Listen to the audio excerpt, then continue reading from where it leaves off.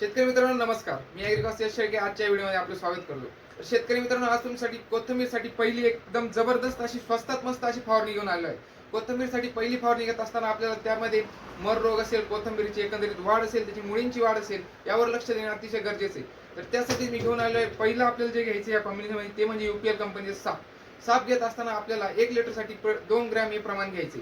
सापमुळे आपले जे कोथिंबीर पिकावर जे येणारे बुरशीजन्य रोग आहे, कोथिंबीरीची जी होणारी मर आहे ती पूर्णपणे थांबणार आहे.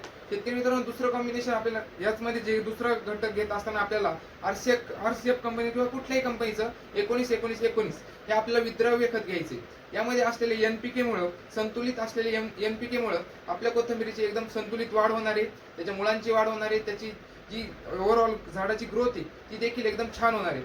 शेतकरी मित्रांनो, तिसरं जे घेत असताना आपल्याला कुठल्याही कंपनीचे लिक्विड ह्युमिक घ्यायचे. लिक्विड ह्युमिक घेत असताना आपल्याला 1 लिटरसाठी 2.5 ml किंवा 20 लिटरच्या पंपासाठी 50 ml याप्रमाणे आपल्याला याची फवारणी करायची. फवारणी करत असताना थोडीशी दाट फवारणी करायची. पाणी भरल्याच्या नंतर दुसऱ्या किंवा तिसऱ्या दिवशी फवारणी करायची, जेणेकरून आपल्या कोथिंबीरवर एकदम चांगल्या प्रकारे आपल्याला रिझल्ट मिळणार आहे. जे बुरशीजन्य रोग असणार आहे त्याचाही नायनाट होणार आहे व आपल्या कोथिंबीर पिकाची एकदम संतुलित वाढ होणार आहे, मुळांची देखील वाढ होणार आहे.